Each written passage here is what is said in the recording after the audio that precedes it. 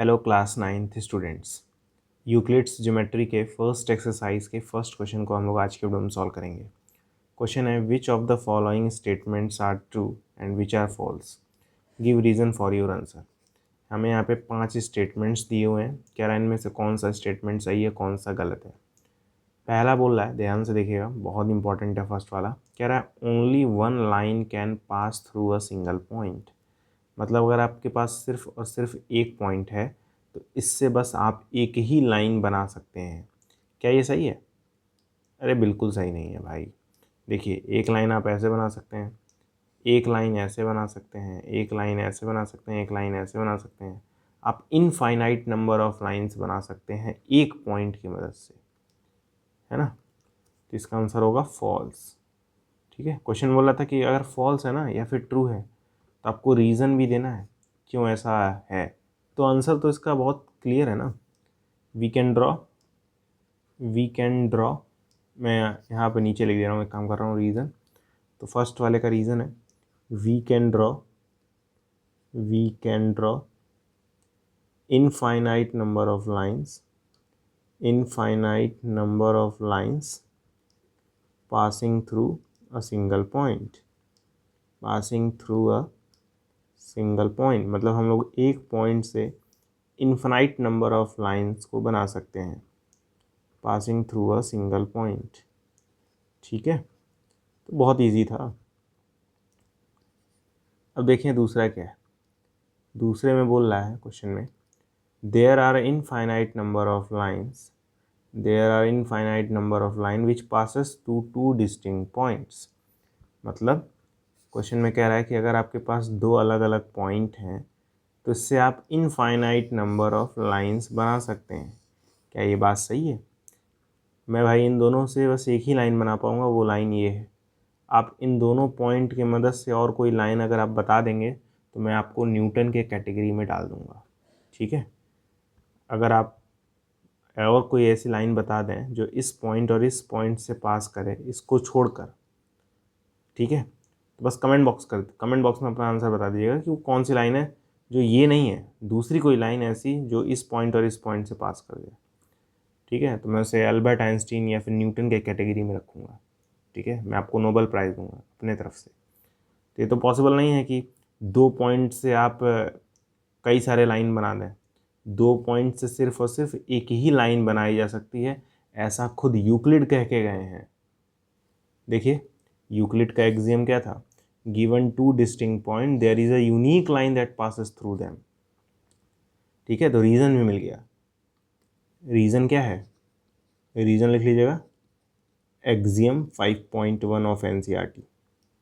Axiom 5.1 of NCERT. ठीक है, बात समझ आए? एनसीईआरटी के एक्सियम 5.1 में क्लियरली मेंशन है कि दो पॉइंट से सिर्फ और सिर्फ एक ही लाइन बना सकते हैं। किसी के अंदर और कोई कलाकारी जाग रहा हो तो वो इन दोनों पॉइंट से कोई और लाइन बना के दिखा दे। ठीक है, तो जानू यही लाइन बन सकती है ना। तो दूसरा वाला हमारा फॉल्स होगा, रीज़न मैंने लिख दिया है, यूक्लिड बाबा खुद कह के गए हैं। ठीक है, अब देखिए थर्ड वाला क्या कह रहा है। A terminated line can be produced indefinitely on both side. ठीक है, तो बहुत इजी है। कह रहा है मान लीजिए कोई लाइन जो है वो टर्मिनेटेड है। टर्मिनेटेड मतलब ऐसे रुक गई है। देखिए, ये लाइन जो थी वो रुक गई है। ये मान लीजिए लाइन ए बी है, ये लाइन ए बी है, ये रुक गई है। तो कह रहा है इसको आगे और प्रोड्यूस कर सकते हैं। तो मैं इसको खींच के और आगे तक ले ही जा सकता हूँ, इसको भी इस साइड तक खींच के ले जा सकता हूँ। ठीक है, तो वही कह रहा है इसको आगे खींच के ले जा सकते हैं, बिल्कुल प्रोड्यूस कर सकते हैं इनडेफिनेटली। इसको भी आगे खींच के ले जा सकते हैं।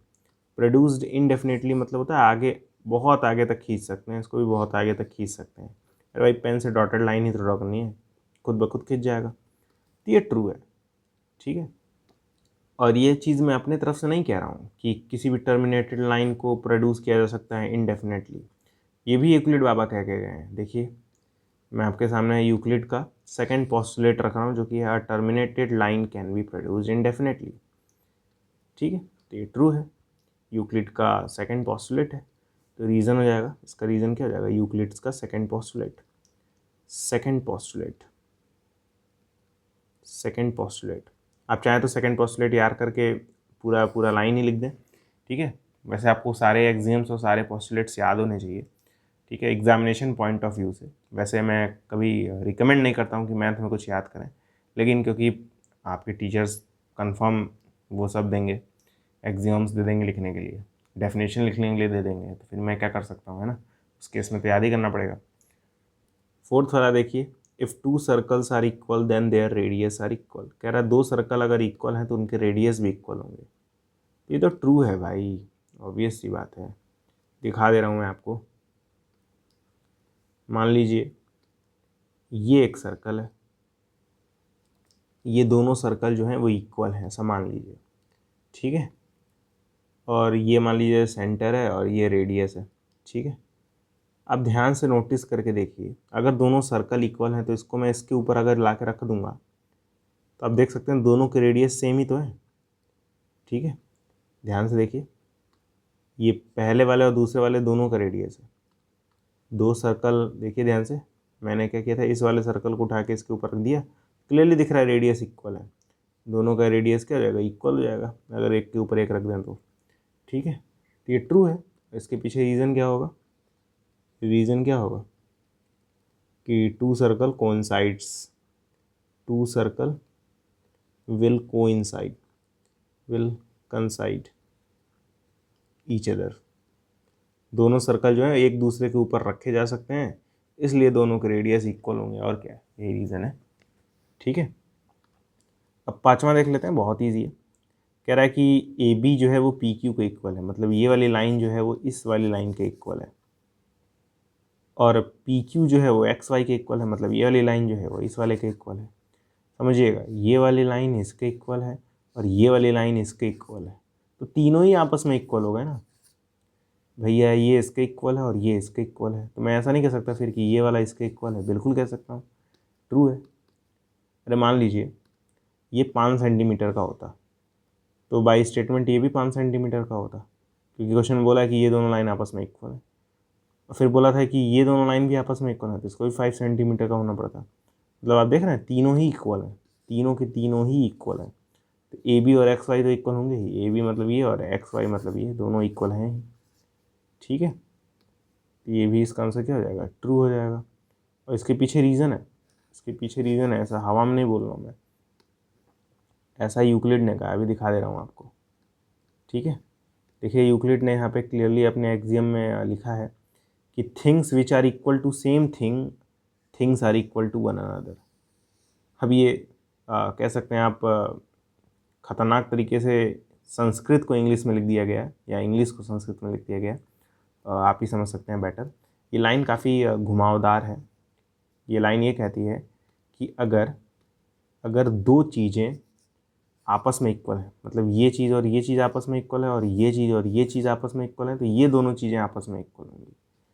अगर ये वाली चीज़ इस वाली चीज़ के इक्वल है और ये वाली चीज़ इस वाली चीज़ के इक्वल है, तो ये और ये वाली चीज़ आपस में इक्वल होंगी, यही ये एक्सियम कहता है, ठीक है। तो कौन सा एक्सियम था ये, यूक्लिड्स का, यूक्लिड का ये पहला एक्सियम था, ठीक है। पहला एक्सियम खुद चिल्ला चिल्ला के बता रहा है कि पांचवा वाला क्या है, ट्रू है, ठीक है। तो रीज़न हो जाएगा Euclid's axiom number 1, axiom number 1, ठीक है, फ्रॉम एनसीईआरटी, फ्रॉम एनसीईआरटी लिख लीजिएगा। तो आप चाहें तो वो स्टेटमेंट लिख सकते हैं, two things are equal to same thing then the two things are equal to one another, ठीक है। तो ये 5 क्वेश्चन थे, पाँचों पाँचों मैंने करा दिए हैं, बहुत ईजी हैं, ठीक है, बस समझने की जरूरत है, बाकी तो आप कर ही सकते हैं। उम्मीद करता हूँ आपको आज का वीडियो अच्छा लगा होगा। आज के वीडियो से इतना ही, मिलते हैं अगले वीडियो में, तब तक के लिए गुड बाय।